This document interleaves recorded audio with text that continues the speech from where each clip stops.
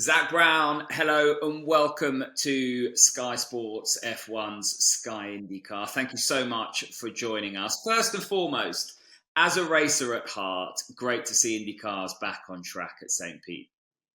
100%. It was a pretty good race. Not as good as we would have liked. I think we strategy didn't fall our way, but it was great and great to see a new media partner who is already making a big difference for our sport.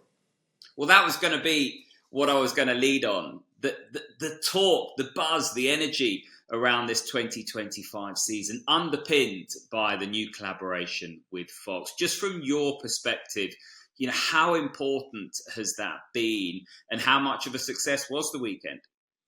Yeah, critical. There's a long list, like in any business, of things that I think we can do to improve our great sport. And number one on that was finding the right media partner, specifically in North America, given it's primarily a North American racing series. And Fox killed it. The graphics, the promotion, the way they featured three drivers, in the Super Bowl, which is the biggest event in North America, huge broadcast reach. It was everything you'd hoped it would be. Programming, promotion, new way to show the sport. They had F1 type graphics, and I'm not surprised because Eric Shanks, who's the CEO, I've known for quite some time, and he actually kind of grew up in the business, if you'd like, with Chase Carey and David Hill, and of course Chase did Formula One, and David Hill's responsible for the enhanced broadcast, if you'd like, in the early days of Formula One here when Liberty took over. So to see Eric kind of clearly watch Formula One and go, that's pretty good, let's bring that over, is something that I've been advocating we should get IndyCar and Formula One more closely together. So it was great. Very nice TV rating, up 45%. I think, other than the Indy 500, the biggest IndyCar TV rating in over a decade. So great start, but we need to continue to work hard as a sport. Absolutely. Now, Fox aside, all change at the helm in terms of Arrow McLaren. You've got Tony Kanaan there. In terms of bringing TK in, he brings a huge amount to the team. Have you seen any initial changes? I know he talked a lot about that sort of collective attitude, that culture that he's trying to drive over the weekend at St. Pete. Absolutely. I've always been a fan of having former racers and specifically champions, in leadership roles. It's very much what we had with Gilles de Ferran in Formula One.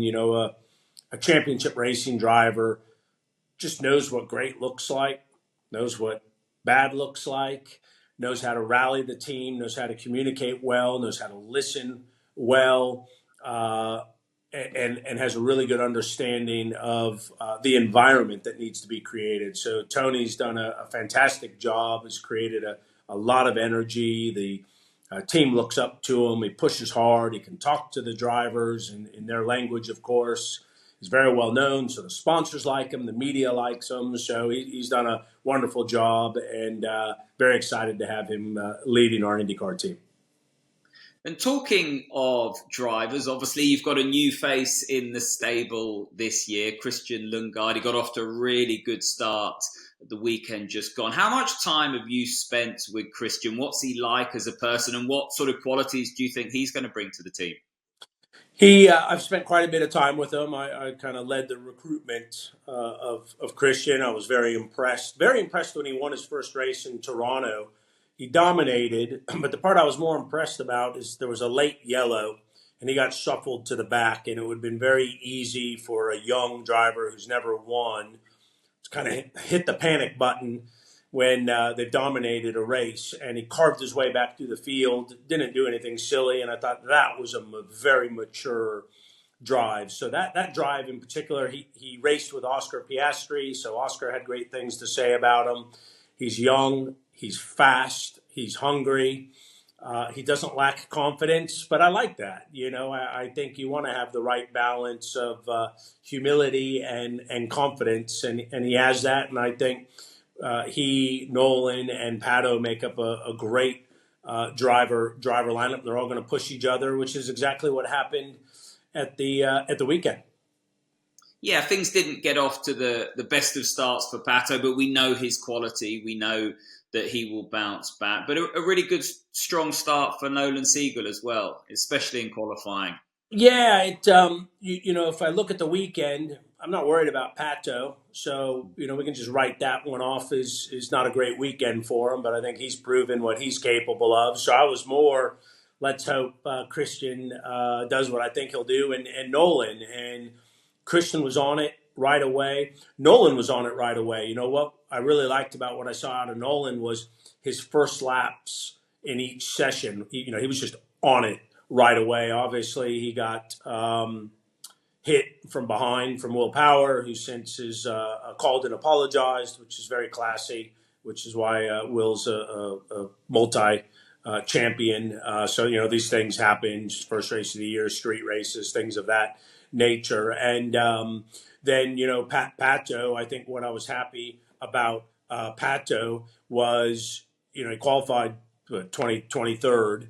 And the IndyCar championship is won by having less bad weekends, and you're going to have them. So I was really happy he went from 23rd to 11th, because maybe the very aggressive Pato in the past might have had a front wing come off out of his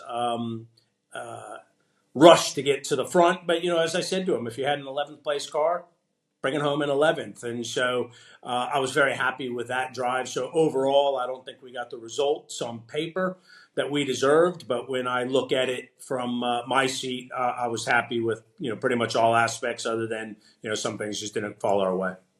Yeah, it's very much where you finish when you're not winning in terms of the hunt for the crown. I've heard Pato talking about that openly, consistency. And when you look at what it takes to beat Chip Ganassi or Team Penske, is that very much what you're targeting this year? Those yeah, and it's consistency. Obviously, Andretti, Mike Shank's team did a fantastic job, who are obviously linked up with Ganassi now. So those are obviously the two teams that have been winning all the championships. But Andretti's always a threat. Mike Shank, and that's the beautiful thing about IndyCar is, kind of at any weekend, everyone's potentially a threat. And I think, that's the difference between IndyCar and F1. F1, it doesn't matter if you finish 11th or 20th, you get 0 points. In IndyCar, you get points in every position. So, that 11th place finish versus a 17th versus a 23rd is ultimately where you win the championship. Pato won as many races as the championship winner last year, but it was the average finish that caught us out. Now, we've talked about Fox, we've talked about St. Pete. Just whilst you're here, with the direction of IndyCar now focused on the new car, there's a lot of talk about Honda and their involvement in the championship moving forward. How important is it to keep your engine manufacturers, to attract new manufacturers, and also to bring that new car for the championship? Yeah, very. No one wants a spec engine series, so you want 2, 3, 4 manufacturers. So we need Honda to stay. Obviously, we're a Chevy team, and then the new car is long overdue. This car is over a decade old. It's had a lot of facelifts. Bolt this on, bolt that on, bolt this on. And at a time where every other racing series, Formula One obviously does it annually, Formula E does it every 4 or 5 years, you've got NASCAR, IMSA, WEC, we have a tired race car that needs to be upgraded. Give us something to talk about. Give us something new. Bring that technology back. The racing's great, but it's kind of like a hotel room. You do need to modernize them. Just because the roof isn't leaking doesn't mean it doesn't need new carpet and a refresh. Otherwise, the new hotel across the street is going to end up getting all your customers. So I think we're long overdue for a new car. But the great news is one is coming. Zach, it's been a pleasure to talk to you. Thanks so much for your insight, and best of luck for round 2 at Thermal. Thank you very much. I'm delighted also to be joined by the new star behind the camera. He's a star behind the wheel, but he's also a star with the microphone now, Jack Harvey. Jack, before we dive into everyone else's performance at this weekend just gone, how did it go for you? Well, man, I don't know. I kind of feel like I need you to tell me how you think it went. I've done a couple of interviews about this, and I don't think people realised how late this all came together. I mean, I've been speaking with Fox about it for the entire off season, but how late it came together. I remember when I actually reached out to you, like you knew that it was happening, just a little bit before, because I was like nervous because I did like no prep for it. And I say prep, I mean like professional prep. Not like my IndyCar knowledge is completely fine. But in terms of like having the headset on, being able to work the radio, like I literally put that on for the first time 2 minutes before practice one started. And And because I'm also doing the Indy Next commentary, I ran from the commentary booth to pit lane, and I think that actually was a good thing because I didn't even have time to be nervous. I think there was So, there was a point that you made when you were talking to Hinch on his pod with Rossi about your legs shaking, that kind of stuff, because mm, there is that performer element about live TV. When it's the 10, 9, you're getting that count and you can oh, feel the sure. adrenaline. Yeah, so Kevin Lee is like the main commentator on the Indy Next races, and obviously I'm hearing the producer, but also like sat next to Kevin and he's talking. And the bit that blew me away is how people are able to just say what they actually want to say while the producer is talking to them, and whether it's a count in or a reminder, like a count out or something. So, probably very ignorantly on my side, I just thought that people either had it like kind of scripted or they just kind of winged it, which maybe it's a little bit of all those things, but it was significantly harder having a producer talking to you and also that live on TV element, like it's tough, man. And I would say the competitive side of me wants to be good at this. Like I didn't just want to like come and do it. And I know I'm getting the opportunity because of my racing background. However, like I already told Fox, like by the end of the year, I want people to be like, wow, he's actually like good at this. Like this isn't something that like I'm just, you know, casually taking in my stride. Like I have put effort in since St. Pete, ready for thermal.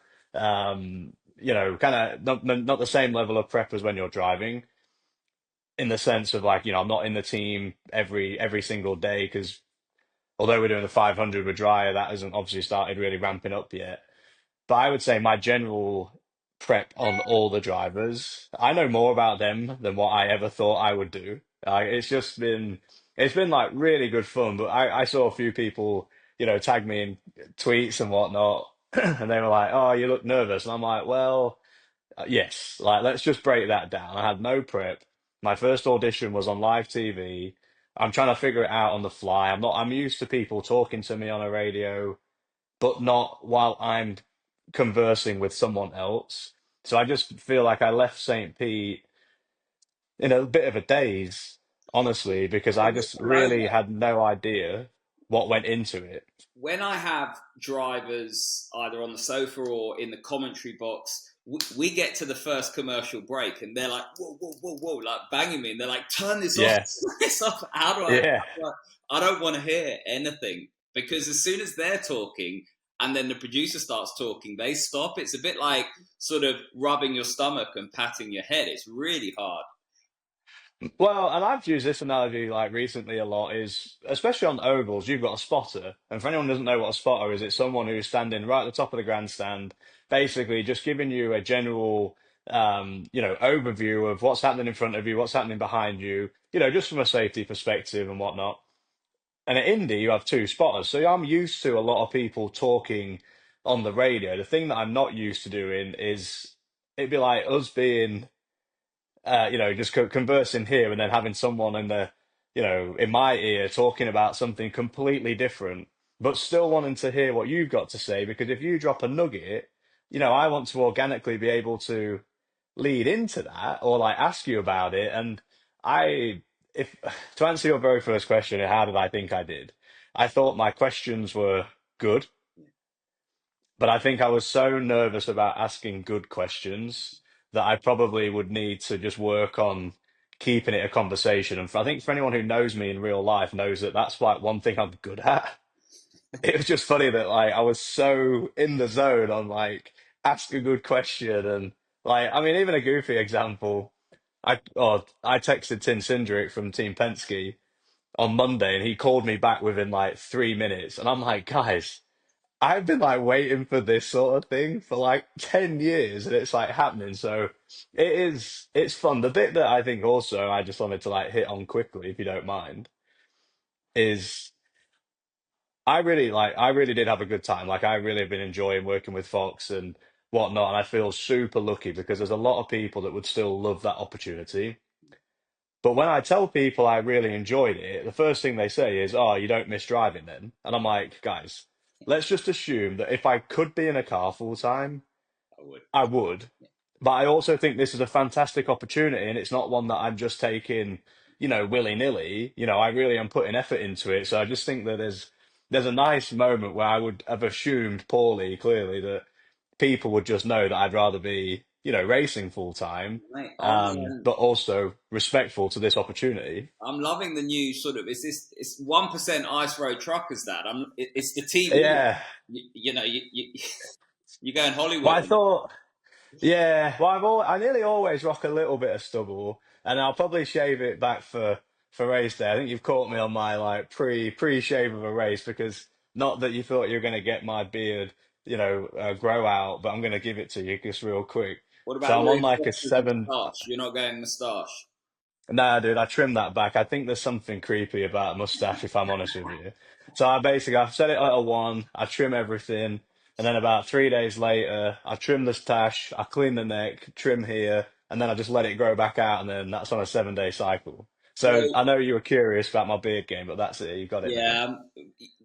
yeah, the viewers are here for those nuggets of information, buddy. But back Yeah, to St. Pete. Before we go into the actual race, how difficult is it to follow the race? Indycar is notoriously difficult in terms of the sort of tactical and strategic game. But when you're down in pit lane and you've got sure. everything going on and you're not really sighted on the whole bigger picture. I mean, it's hard enough when you've got all the screens in the comms box, never mind down there. How much do you rely on listening to the commentary and also, trying to source things out yourself? Yeah, so on my headset, I basically have the actual TV program itself. So I'm watching along with everybody else who's watching on TV, basically, and listening along. On my left ear is where I have my producer. Maybe they've caught something that I've missed. And to be honest, Eric, my producer, is the guy that I probably am most in conversation with. And people need to remember that for Fox, this is still a new adventure into IndyCar racing and the strategy compared to NASCAR, compared to Formula One is, very, very different actually. So throughout St. Pete, it was one of the times where actually I knew what was happening strategy wise. As soon as that went, based off of the tire deck numbers that some of the teams had, generously shared with me, as soon as it went yellow at the start, I'm like, well, I know what they're all doing, like all race. So I was actually communicating with Eric, telling them like what to be looking out for, just because it was one that was, pretty decisive. It happened early. What St. Pete needed to really spice up strategy again was another yellow mid stint. Yeah. Like that's really what that race needed. And then on my jerk cam, which anyone doesn't sure what that is, it's where the guys, holding like a stick but with like a TV monitor. I've actually asked them to give me some different numbers and information on that just to be able to follow the race along a little bit more. And I would say when you're on a team timing stand, you're on the intercom, you're hearing everything they're talking about, fuel numbers, etc. Now, and this is kind of a goofy thing, but like I literally have to go and like tap the strategist or an engineer or someone that I know on the team or the appropriate person and just kind of figure out how to get them to tell me their strategy without them specifically telling me their strategy. You've had to put up with me WhatsApp voice messaging you and that kind of thing. You'll get a flavor of who's going to tell you, but not tell you, and then people are Yeah. going to tell you to go away. Well, actually, I mean that's a good point because I feel like there's been times where I've been like really good at being like, hey, like this is a strategy today. Here's what I think, keep an eye out for. And then on some weekends, like when it's going really good, you find like you've got the time to do it. When it's going really bad, you're like, well, I still can like help. It's when you're in that middle bit where you really don't know and you're still just wondering the whole time. So, man, the strategy element of IndyCar racing is really quite interesting. I think for this coming weekend. Thermal is notoriously hard on tires, so I think tire degradation is going to be a huge talking point again. If it goes green, man, I don't know if I would be shocked to see someone do a four stopper. Well, and when we look at other championships who have pre-season testing, compounds that are presented to them, one of the things with IndyCar is you go to each weekend. You got to like for this weekend, we haven't even got the greens. We got the reds back for the first time. Yeah, Yeah, they've been at Barber, but that I think the red. I think I'm right in saying the reds are what we raced on last year, not too far away from that black compound they raced on last year, and then they're bringing a new, black primary tire to thermal, but it's nicknamed the cheese grater, isn't it, in terms yeah, of tire deg? But there's so many unknowns there. The engineer, they haven't seen these. They've got a reference from last year, but they didn't have the hybrid on the car. yep. It's really hard Well, to and predict. yeah, and then actually a lot of the teams were testing in Barber last week or during last week, and a track that a lot of people know, they test that a lot. It was the first time there with a hybrid, and I mean there was quite a lot of yellows and red flags even for people during a testing day, probably more so than what I think you would typically expect at the that level. Why? Because I think the hybrid introduced a lot of setup changes, and I think you notice it at a track that is very flowy, like quick transitions, and Barber's one of them. And actually, some parts of thermal can be that way as well, especially in some of that high speed section. So I think for teams generally trying to figure that out is really tough, Look, and it's a track that people don't know super well, like you kind of said. It's not that last year, man, I thought that was a goofy race, like goofy concept, goofy race, didn't like it.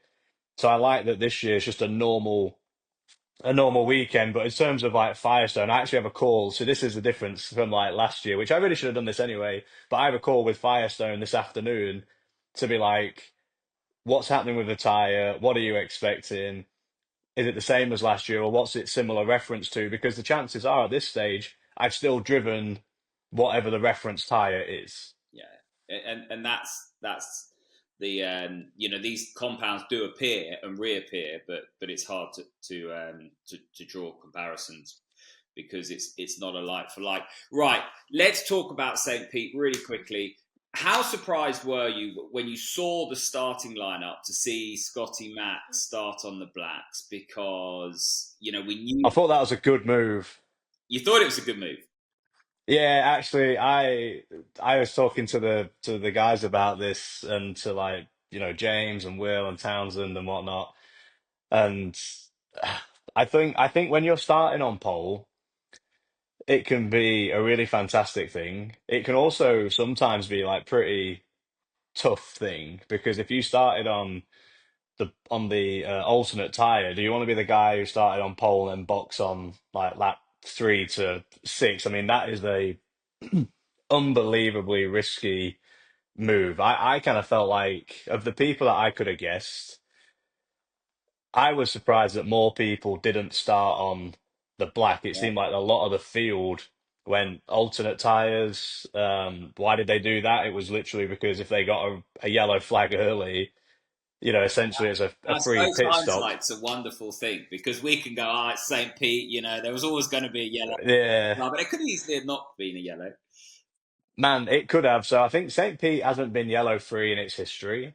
Yeah. Um, and really what it just gave everybody essentially was a free pit stop. So when they go out on their blacks or their harder tire, some people got an absolute gift. And the thing is, the reason you start on that soft tire is looking for that. So I mean, they were putting themselves in the opportunity to find it. I think if that doesn't happen, I think Scotty wins that race by an absolute mile. I mean, I thought he was the fastest car on track when you take out. you know, general strategy, and then him having to do like a full, I say a full stint, a green stint on then the green tire. Things I wasn't surprised at somehow was the podium. Like I wasn't surprised that all those guys were on the podium. I thought Joseph's team did a really good job to go from, I think he was P10. They had a fuel issue, which Tim was, gave me some insight into what happened there. They've remedied that. They're not much concerned. But I think they actually were really impressed with Joseph, with his fuel saving and trying to communicate that to him without it becoming like this, siren that there's a problem. And then, Dixon always seems to find his way to the front there. And then same with He's Palou never because won. He's never won around there, though. You know that. That's oh, kryptonite. I think that'll be his fifth second place Yeah, at St. Pete now. yeah. And that's what I mean. I was on the track walk with Scotty and or Dixon, and I said to him like, no disrespect, but like I know your history now like better than like anybody else's, and like you've had like 7 podiums here, now 8, and it's like what is it like? What is the thing that's going to get you over there? And one of the talking points following the race was that his Yeah. radio wasn't working, which that's such an interesting take. And so my hot take on that is drivers normally say that when they're looking for someone to be like, good job, like that was awesome. And I know Dixon doesn't need any praise from anybody because I mean he's one of the best to ever race an IndyCar. But I actually think that cost him the win because if they could have pitted on the lap that they wanted to, not based purely off of the He comes fuel, out ahead of Palou. he comes out ahead and he probably wins the race. But then it's like this, Dixon and St. Pete. It's like, how many more small random things are going to happen to him that he doesn't get the win? Yeah, it's just mad. Palou doing Palou things. I know we always say that, but he has a habit when it comes. I think he did it a few years ago when he's fifth, sixth place, comes to the last round of pit stops, somehow manages to Bam. come out in. We can talk about him and we will talk about him, but for me, I like. There's 2 talking points I want to take away. I like Christian Lundgaard in Papaya. I said that before the season started. I think if he can Same. build some momentum, he's got that continuum about him in terms of regulating his emotion, that kind of thing, to really start to build that momentum into a sort of championship winning campaign. I think he'll put Agreed. Pato under pressure. When Pato's under pressure, we've seen him fluctuate. So that's a talking point. And then also Andretti snatching defeat from the jaws of victory. We've seen that from them for whatever reason it is. And I know, they're very, very slender margins. They might be different, so they're not mounting mistakes. They're different mistakes, but they're still mistakes. And if they're going to mount a championship campaign this year, beat the likes of Team Penske and Chip Ganassi, they're going to have to be perfect all the time. Well, they are. And one thing about, especially like Marcus Ericsson, at St. Pete, he'd never finished outside the top 10 without having a mechanical failure. He did it again this year. Probably my guy who is flying the most just generally under the radar, who seems to be able to really consolidate well, maximize well. Kyle Kirkwood that way as well. So then you look at it and you go, okay, well, I still think that Colton is probably the fastest driver in that staple. Yet, oh, man, it sucks that so many times you look at where he finishes and you're like, what happened? Like, how did that Yeah. happen? And in St. Pete, fine, it was a pit stop, that kind of really derailed their race and whatnot. And, it's hard, man. And especially when, But it was 2 you go things, back to like, right? It was the right rear and then the fuel.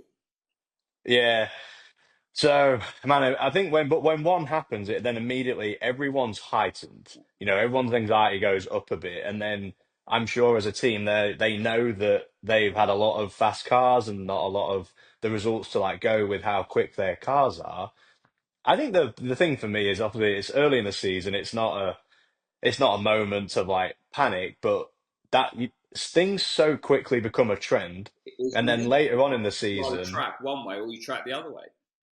And then later on in the year, it's like, okay, well, we're missing 5 points. And you're like, well, you remember St. Pete when you really should have been in the top five and you ended up, well, actually, I'm not even sure where he did, finish in the end. And then my tidbit on Christian is, especially having been teammates with him, I mean, he's very good at a lot of things, but I would say his strengths to me as a driver really come down to probably three major things. One, he is fantastic at being able to extract lap time out of any car. He's very good at maximizing on one lap, and the level that he adapts, I think, is absolutely second to none. So he is a really fantastic guy. He's going to be super strong all season, I'm sure. And also, side note, I thought that Nolan Siegel did a very good job. Yeah, So I think Papaya, that whole Papaya staple at McLaren, going into the year, felt like people had maybe not put them on the same category from a driver lineup perspective. And I thought actually at St. Pete, they're more than ready for this challenge ahead. going back to Christian, I think he was one of the 19 drivers that tested at Barber last week. One of the comments that he said was the car is still very much built around Pato, and he likes it a bit more on the knife edge, and he can deal with that and still extract the lap time. Christian doesn't want the car to be on the knife edge, so he's still, with the speed that he's got, I mean, he was third quickest at Barber. He's still got more to come, he feels, because once he gets that into a sweet spot where he's more comfortable within it to extract the lap time, he says that he'll improve furthermore. Oh, no doubt. I mean, me and Christian are very good friends. I mean, we spend a lot of time in the week together. So, I mean, he's probably one of the guys I know the most about, from being teammates with him to also just being friends with him. You have not seen, even though it was a great performance at St. Pete, I mean, he has not peaked even remotely yet. And, what makes Pato so good is he can get in it. I would put him in any car and know that he will find a way to be fast. Now, when I say that, that is not me saying Christian can't do that. He's already done it. He did it this weekend. He was the fastest of the McLaren cars in qualifying. He finished the best out of all of them.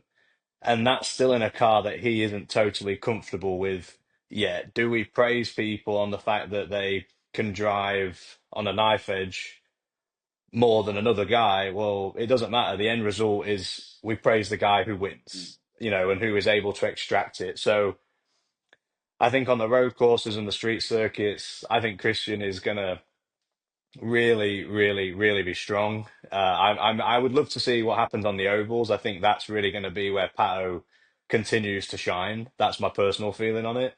And I think some of that is probably because he is able to really drive the car on that knife edge that he needs to.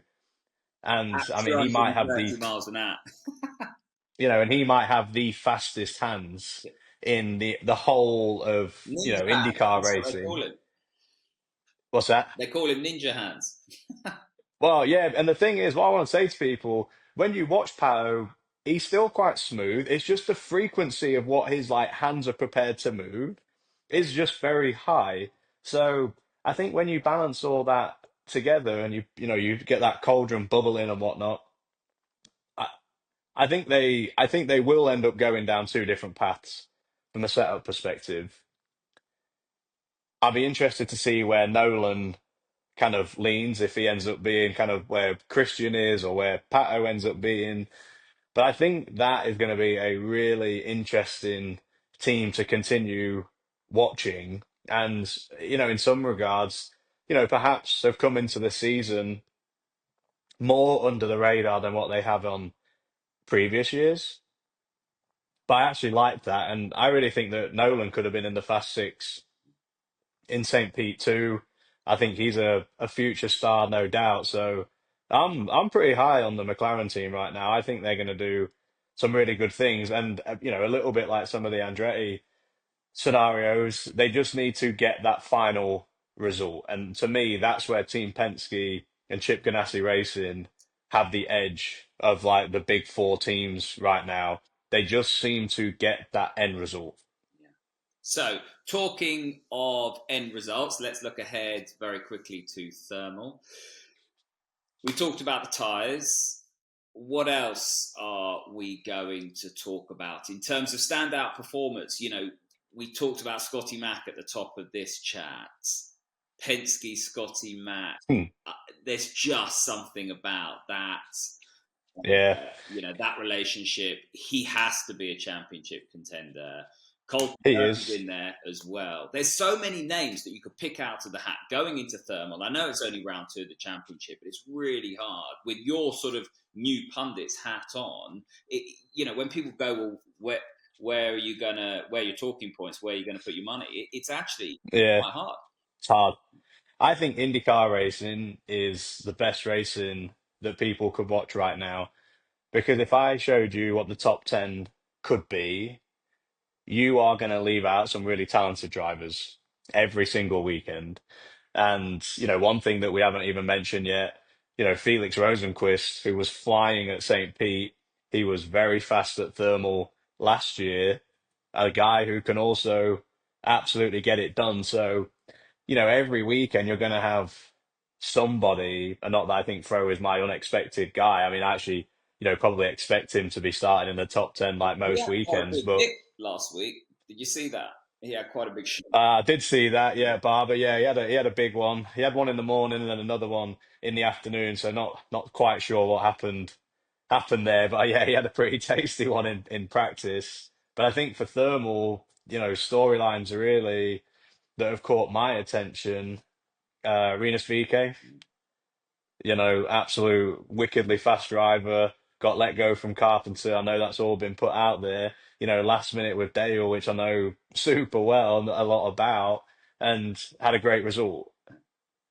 You can't knock it. And actually, he's my first interview when I get to thermal. It's already set up and prepared, and I want to dive into his psyche about what does the off season look like for you, and then you're able to put all that aside and still come deliver a good result. So who else am I looking at this He can weekend? he Well, can thank you for all of the hard work and endeavour you put into providing that platform well, for him. we put in. I think actually our street circuit car throughout last year really did get quite good. So I wasn't totally surprised to see that result happen. I mean, I thought that was good, and I think their oval car's good too. So I think Arenas is going to be pretty strong this year, but you know, guy we talk a lot about, and rightly so, is Will Power. I think you see Will have a bounce back weekend. He was fastest at Barber. Um, I think that, and I don't want to be that person who speculates early. And actually, I probably have been the person who is downplaying some of these things, but I would love to see Will get his season off to a better start than what you saw in St. Pete because I know he's in a contract year and look, even though he's won the 500, he's a series champion. When you want to race and you want to be there, you're going to feel some anxiety and tension to want to stay in the seat that you want to be in. And if that's the 12 for him, his championship starts in thermal. And I hate to say it because this is going to be like, people are going to be like, this is the least surprising pick of all. But Palou won last year. He does unbelievable things with the tyres, and his degradation just is exceptional. Even within his own team, He's good Palou's on going the to finish on black. the podium. If it's a black race, that's where he's so good. It's his ability to get the lap time out on the blacks and still. He sometimes does a strategy that I look at, and I'm like, I actually don't know how you made that work. Yeah, And for people in Formula One, it'd be like watching someone, go twice as long on the soft tyre at a very competitive stance. And by the way, everyone is kind of within a similar performance car. So you can't even just say it's the car. Like there's clearly something that he is doing with, whether it's just the relationship he has with his engineer and the minor setup stuff. But I mean, the least surprising prediction I'm going to have this weekend is that Palou is on the podium it's again. interesting because in that Chip Ganassi stable, you've kind of got Palou doing magical things with this black tyre that no one else can do, and then Scott Dixon doing magical things with fuel numbers that no one else can do. They're both in the I mean, I often look, think about things like that, and how good it was when I was with MSR and was with teammates with Colton for that bit of time, and Alexander Rossi for that bit of time, and Ryan Hunter-Reay, who is actually going to be my teammate again at the 500. And people should not underestimate how much you learn. So for people like Kiffin Simpson, being teammates with I mean, you're going to already say that Pallot's going to go down as one of the best ever IndyCar drivers too, because the level that he's dominated, in the last, 4 years, let's say, at a time where IndyCar racing is perhaps the most competitive that it's ever been. I mean, it's quite special, really. And, with their technical partner, well, Chip Ganassi Racing, their technical partnership with MSR, I think that's a really great thing for them as well. Now, their test at Barber might not have been awesome, but they were very fast actually at Thermal last year. And although it's not a rivalry trying to spark, they actually were the top Ganassi affiliated cars at St. Pete, both cars in the Fast Six, only team to have two cars in it. So, They did the and this same is with what Andretti, though, didn't they? They were super quick in qualifying. yeah. Um, And this is what I said to Fox already. I'm like, guys, like your storylines. There's loads. There's so many big ones and fun ones, and it's still early in the season, and it's too early to be like, well, that guy's going to be under pressure if this happens and that happens and all these things. But one of my favorite things that happened at St. Pete, not to pivot there because we can make this about thermal, and you mentioned him earlier. This is Scotty Mack. I love that he has dispelled this myth that you have a child and then go slower because I thought he was my star driver from St. Pete. mm, yeah, I But think I know he hit the wall in practice or whatever, but he bounced back from that super well. I feel like he had a tasty margin as well in qualifying. I thought he drove a fantastic race, and I'm just happy that, I hate that myth. I hate that it's even a talking point, and I love that essentially he just pushed it completely you're away. absolutely right. For outright pace, it's hard to look past Scotty Mack and Team Penske. Colton Herter and Andretti are right there. And then you've got the might of Palou and, Scott Dixon. He's not a fading star. He could have won at St. Could have won. Petersburg. So much He's to look not, forward man. to. Like, So much to one look thing forward was, yeah, sorry. One thing that was really cool at St. Pete was watching him do his track walk with Dario and how much effort this guy still puts in. Like, he's not a guy who's resting on his speed laurels or anything like that. Like, he is there, like, hustling. The only thing this weekend that I would be concerned for Andretti Autosport is tire deg to. because they do seem quite hard on tires in the past.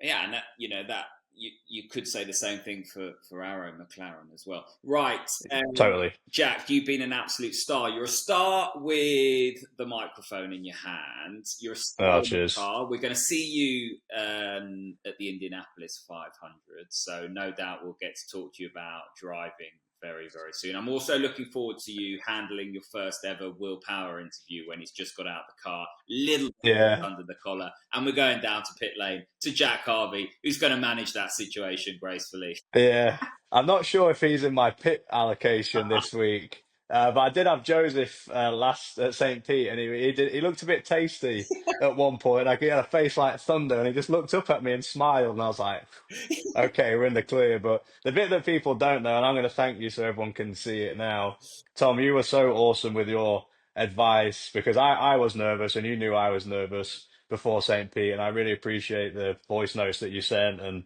the info and whatnot. So I really appreciate you helping me, not just whether it's, as a friend, but also as a colleague. So thank you so much. Yeah, you're a good man, buddy, and it's always a pleasure to help good people. You did a great job. Well, listen, Jack Harvey, Thank you. thanks so much. We will see you on our screens this Sunday at Thermal. You can watch all the action